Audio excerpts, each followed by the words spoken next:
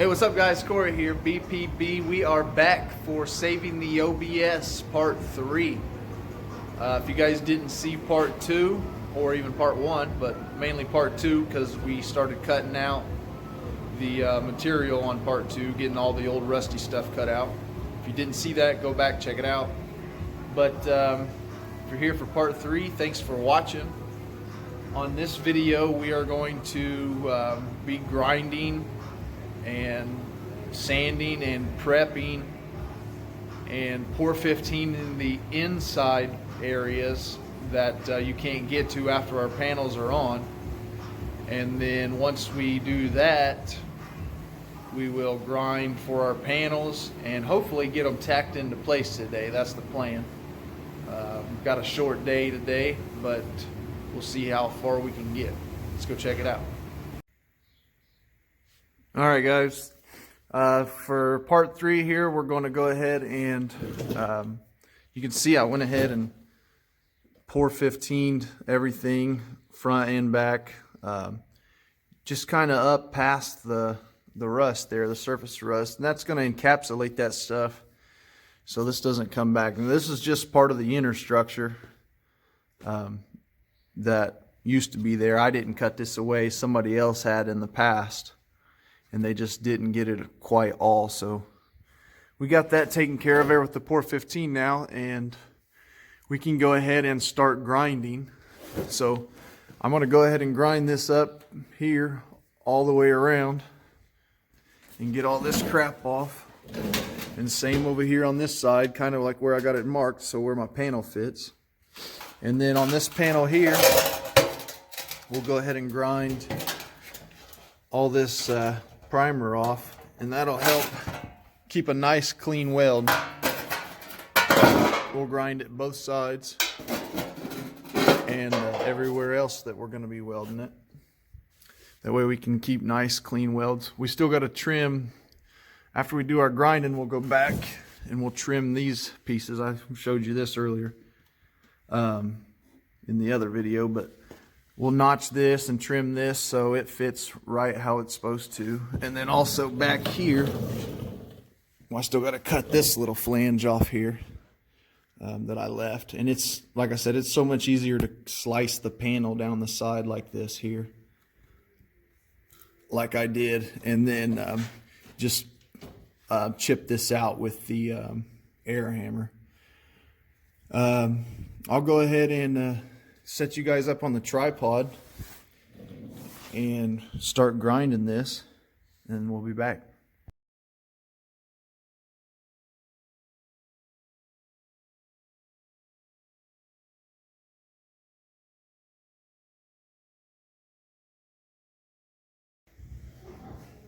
All right, guys, we got all the grinding done. Real quick, I did put the panel back on. You can kind of see where it overlaps here. I made a mark again. So we got plenty of material to weld to, front and back. This thing here, one thing I did want to go over, the front of this panel here is not very wide like the old stock panel. So instead of cutting this off on this one, we are going to have to just kind of butt it on over, and it'll fit just fine. This is real flimsy and flexible, so you can kind of push it on over, and then it'll just weld on into place there. And so we won't have to worry about cutting this one out. As far as it goes here, we'll run our flange tool, and right here, we'll run it all the way down and all the way across the back, and then the same here all the way down, and the same across the front. And that'll give us a nice flush spot for our panel to sit. So once it's done, it'll sit on there nice and easy, nice and even. And when you run your fingers across it, it'll be nice and flush. So that's what we're working on next. And in order to do that, obviously you can't get a flange tool here, so we'll have to make a cut and kind of push that in with a screwdriver or a tool to make that flex back. But the rest of it will flange nicely. And then over here, you can kind of see how I did this. make a notch up, and then you can use your air tool to peel this thing, get right behind it and peel it straight on up. And now it's up to here, so we'll just take our cutoff tool and zip that right on off of there. And then our new panel will just sit right on over the top of that once I grind it there. And then, like I said, I'll flange it across the back here also. So that's the plan for now. I will go ahead and finish cutting that off, and then go ahead and start flanging it all. And then probably the end of today is going to be we didn't get any weld through primer, so this video probably be out maybe tomorrow evening. It's going to be a day, take me 2 days I guess to do this, but so I'll be back tomorrow with some weld through primer, and we'll get back on it.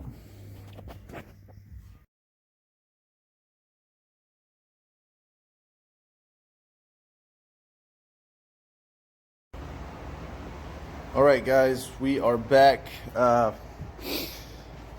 got everything flanged, if you could tell from my little clip. All I did was run that tool down here, and I don't know if you can see this edge or not. It just leaves a nice flanged edge, and then our panel will set right up under this lip here, and then we'll be able to weld in between here real nice. We'll be able to weld that up and, you know, have a real nice solid place. So, you know, you don't really want to butt weld these. I see a lot of people on here showing you know, how to butt weld them and stuff, and it just creates tons of warpage and wavy sheet metal down through there, and you don't want that. So nice overlap, double thickness, and then we'll tack it all the way around, and it will look just like factory when we're done. The other thing is, on a lot of this, you're not always going to be able to get the flange tool in here, and especially since this has been worked on before, I couldn't get it on all of it because there's already some double metal back in here. But when I cannot get my flange tool in there, what I do is just mark it right along with it, and then grind it with my grinder, or I mean my cutoff wheel. I just cut it along just like this and make a nice slit, and that allows you can usually use a screwdriver or a you know, crescent wrench or whatever, and bend this back, and it'll recess enough to where your panel will fit nice and flush, just like it does here. I had to do that there and over here on this side where you can't really get the tool, but other than that, this side is ready for the panel here and here. So I'm going to go ahead and self-etch prime those spots, the bare metal spots, like I did these. You guys can tell. Now all this, the difference, you know, this has already had primer on it, but it's you know, the ELP primer or whatever they send from the, you know, factory from these panels. This panel didn't have anything on it, so it's bare metal, so it definitely needed coated. But this is the life of these things, guys. Make sure you're coating these, the back sides. You know, you could tell from my other video when I cut the other one out how they didn't coat the inside, and now here we are back replacing it. So not saying this stuff's gonna last you know, 100 years or whatever, but it's definitely gonna prolong the life of this truck, you know, coating this stuff right and getting the right stuff on it. So I'll go ahead and set you guys up on a tripod, and I'll self-etch prime this real quick. I've already Scotch-Brighted it all around where it needed to be, so I'll go ahead and spray that real quick, and then we'll go ahead and get these panels tacked on. Oh, one other thing I didn't mention, I did run the flange tool. It also has a punch, and I had to run, you know, punch holes in it along that body there along that pinch weld there, and that's how we're going to weld it up here. I did forget to mention that, so it'll weld up right here. But we'll go ahead and set this up here and get to spraying.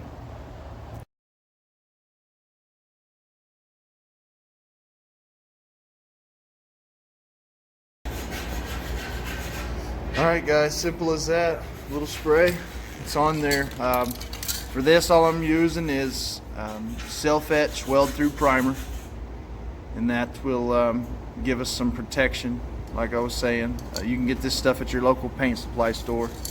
You can get it usually in like a quart or a gallon or whatever, but just for ease of use and no more than I do this stuff like this here, I just buy it by the can. But we're gonna go ahead and let that dry for a few minutes, and we'll be back to tack on our panels. All right guys, all I did was take the panel, spin it around here, and slipped it right into place. You can see it's not clamped 100% yet, but we will I've got a clamp laying there, and then I've got it clamped back here. Now I do have what they call clecos, or the pieces that you drill in and they pull the panel close to you or for you and allow you to weld it. But for the most part, I don't use that stuff. I mean, I've got them, they're there in a bag if I need them, but I just usually clamp it and then start welding it, and just work my way back and using pliers or whatever, to push it up like so and weld it. And that works the best for me. Everybody's got their own way, but I find that I always have a better result if I just leave the panel kind of loose like this, and then slowly work it into place as I'm welding it and beating it with a hammer. So it's on there right now. What I'm going to do now is set you guys on the tripod and start throwing some tacks on it, so it'll hold into place.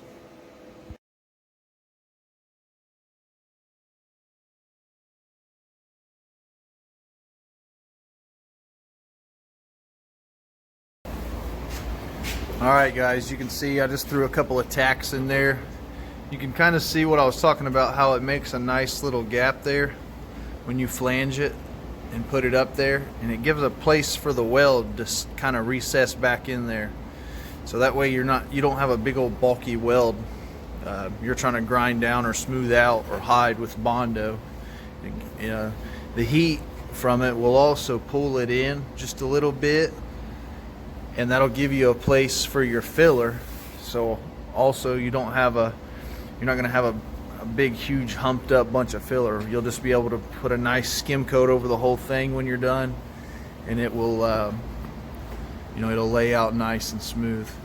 We're going to go ahead and weld in our sides here. We've got it where it needs to be. Then we'll go ahead and proceed on to this panel here, and then I'll come back and fill in all this area here with weld, the whole thing. I'll just keep tacking it and keep moving it out to keep the heat from building up too much in one spot and warping the panel. So right now we've got nice, clean, smooth lines. Everything's nice and straight right now. If you get that too hot, it'll start warping down through there and looking all wavy and funny, so we're going to try to stay away from that. I'll set you guys back up on the tripod and go ahead and try to get this panel tacked in.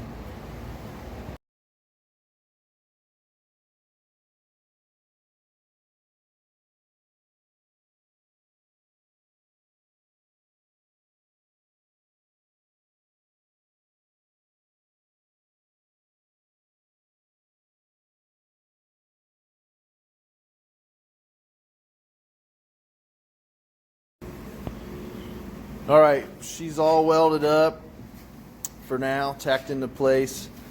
You guys can see these things don't look beautiful. They're not, they're just tacks, but they're good, solid burn in all the way around. Now you can see I've missed some spots. Once I go and grind it, I'll take a flap wheel and grinder and grind it all nice, real smooth all the way around, and then go back one more time and fill in all my low spots, anywhere that I've missed. Fill that in with some tack, and then yeah, but as far as that goes, we're not going to mess with that right yet. We are going to move on to the inner rockers, and I wanted to show you their inner rockers that somebody else had made previously. You can kind of see how they did it. It's basically just an L-shaped piece of metal, about 3 inches by one and a half maybe, the lip there, and that just sets on the inside there like so, up in there,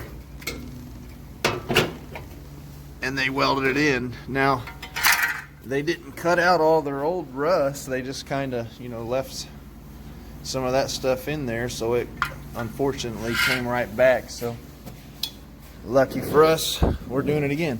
But also wanted to say, if you look down through there, how nice and straight that looks. Make sure your panels look like they're lined up before you actually go and weld them in. I forgot to say something about that though. So these, it looks nice and even and straight all the way along down through there, along the bottom. But yeah, so I'll set you guys up on the tripod, and I'm gonna go ahead and go cut a couple pieces for the inner rocker and show you guys how we're gonna bend that up. All right, I've got the first one marked out. It's gonna be 29.5 inches. It's about the same distance as that back. It's about 1 inch longer actually than that back little section back there. The extended cab section. This will slide. I'll cut on my solid line here all the way down, and then the dotted line or the striped line is my bend line. So I'll put that in my bench top bender over there and bend that up to about you know, straight up almost, but not quite straight up, almost. But and then this back here, I'll bend this in and then fold this tab, and then we'll be able to slide it right up in and tack it, and I'll show you where it goes over there. All right, I got the piece cut out and got it over here on our bender. All I'm going to do is slip it in there up underneath this piece here, clamp it down and give it a bend. You can see what I did here on this end. I just slid it. I'm not going to cut that material off. That way I can fold this tab back over and weld it back up, and it'll be a nice solid piece to weld in there. But I'll go ahead and slip this in real quick and bend it, and we'll go throw it up in there.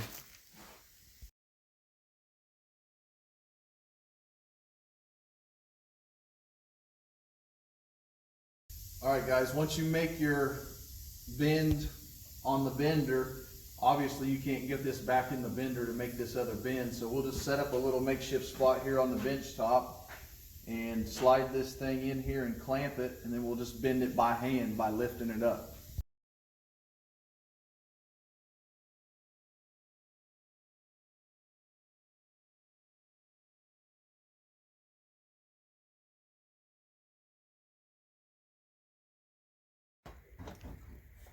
All right, guys, we got our panel primed and all bent and ready to go in here. And you can see I've got all that ground up in there and already etched primed it all the bare metal. Now we'll take our punch tool and punch this bottom lip right here, just like we did the back here, and give us some spots to tack weld our panel in. But since I'm in a tight spot, I'm going to be doing everything else from here under here on time lapse. So I just kind of wanted to give you guys an idea how I do this. So I'll go ahead and throw this panel in, and then the other two panels are literally the exact same. I'm just going to bend 2 more panels to fit the rest of the inner rocker here, and weld all 3 of those together, get them up in there, and then we'll be complete. I'll show you guys you know, a little bit closer what it looks like when we're about done. But for now, I'll go ahead and put this thing on the time lapse, and you guys can watch us tack this panel in.